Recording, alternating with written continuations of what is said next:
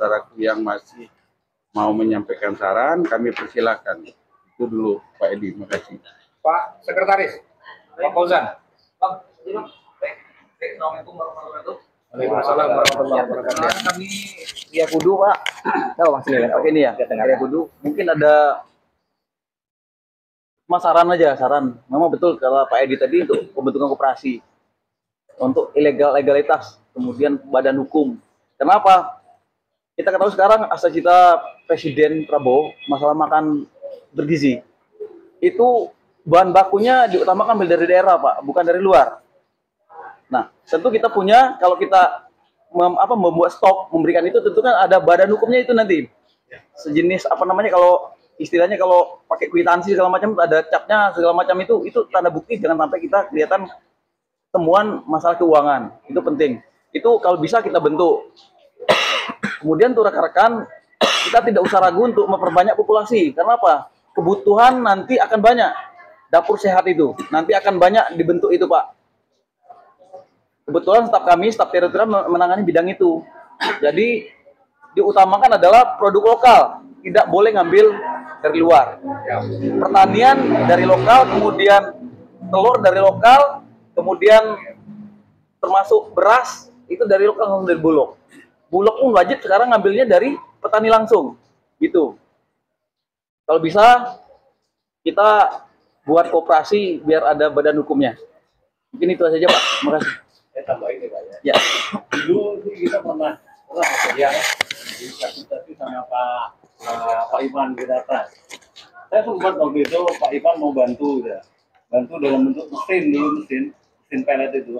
Pernah ngomong saya berapa kali lah, kapan Mbak Ari. Cuma kita terbentuk dari bahan baku. Nah, ada baiknya dulu saya minta waktu bantuan itu mau dikhususkan, saya gantikan dengan pembentukan koperasi. Jadi dana koperasi. Jadi ada koperasi milik PPJ ini. Cuma sampai sekarang belum ke sekolah dulu. Tapi ada kemarin juga dia nanya juga masih ke situ gitu. Cuma saya belum ketemu lagi. Mungkin ada waktu kita nanti ketemu dia gitu. Bisa ketemu lagi, saya bisa terrealisasi. Boleh nanti kalau saya juga beberapa kali ada ke dinas ya Pak ya, dari dinas kota maupun provinsi. Maksud saya ada minimal pendampingan lah.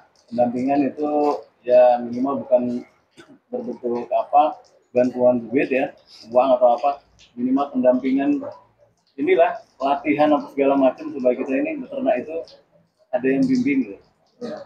Maksud jalannya tuh enggak dia otodidak gitu kan. Boleh Bang Arif di sini, boleh di situ boleh. Izin Bang Arif datang. Tapi ada pendampingan dari dinas. Nah, itu terbentur juga, belum kelar juga gitu.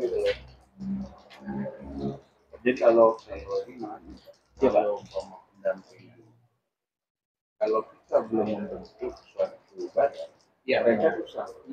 Karena mereka mau kita yang nanti mengusulkan ke instansi yang bersangkutan. Jadi kita ajukan permohonan, Pak, mohon pendampingan atas nama koperasi kita, ini mohon bantuan begini. Itu Pak. Tapi kalau belum ada itu nggak bisa. Ini bukan pendampingan koperasi Pak, tapi pendampingan untuk untuk peternak. Betul.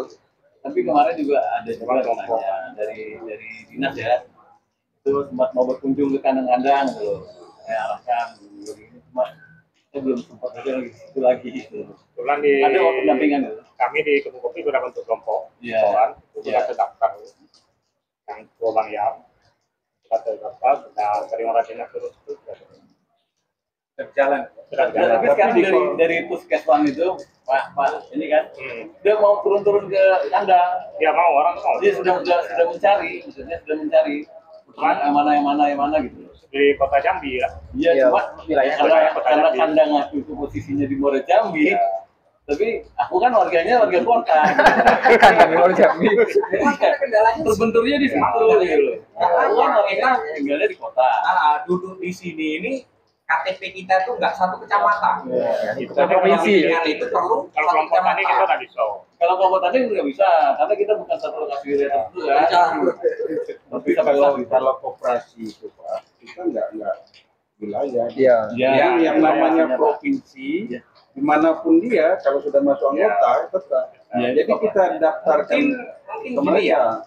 mungkin gini ya, untuk langkah awal ini kita urus legalitasnya dulu. Iya, legalitas. Jadi di situ nanti ada akte notaris. Ya. Jadi supaya Ada ada akte notaris supaya dari badan hukumnya kita kuat. Ya, Ya kan? gitu. Nah, terus kemudian menyikapi dari Pak Triakudu tadi untuk populasi dan untuk jumlah telur yang dibutuhkan untuk dapur sehat itu nampaknya kalau kelompok kita itu memang perlu satu arah untuk telurnya.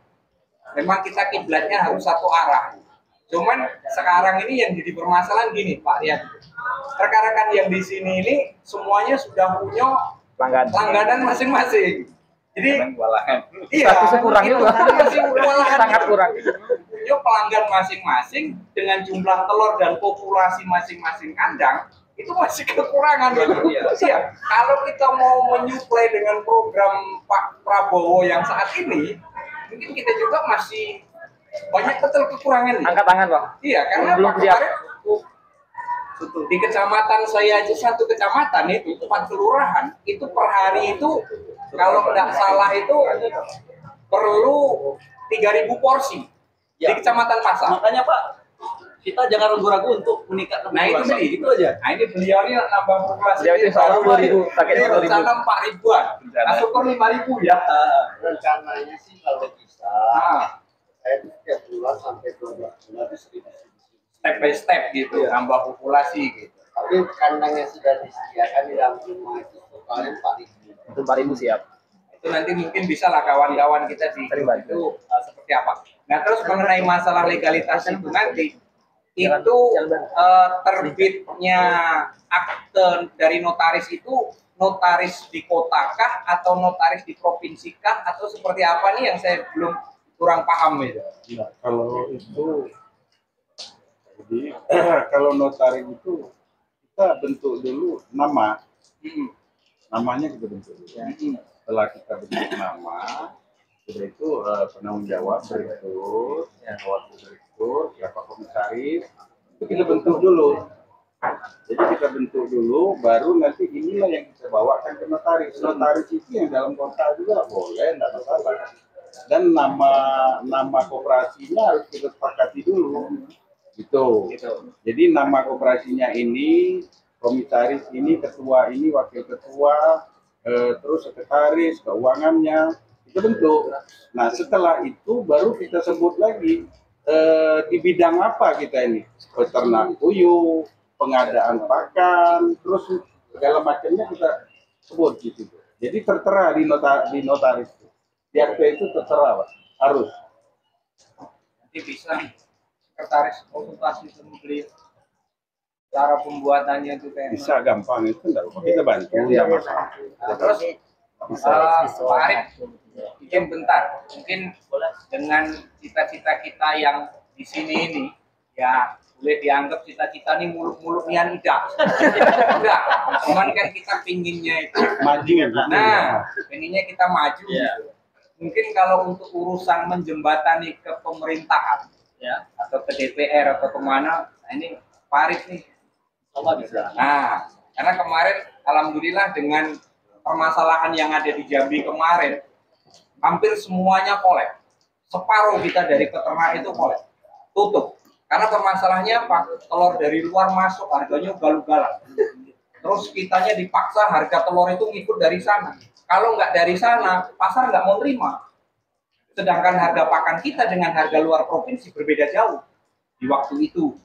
Kami dari komunitas secepatnya merapatkan barisan, akhirnya kita kirim surat ke anggota dewan, di situ diterima, kemudian kita masuk menemui Pak Edi Purwanto ya, waktu itu dia masih ketua provinsi di kota provinsi ya, nah, waktu itu masih di provinsi, sekarang dia di RI ya, tapi nanti kalau kita minta bantu bisa, bisa nanti kita jembatan itu.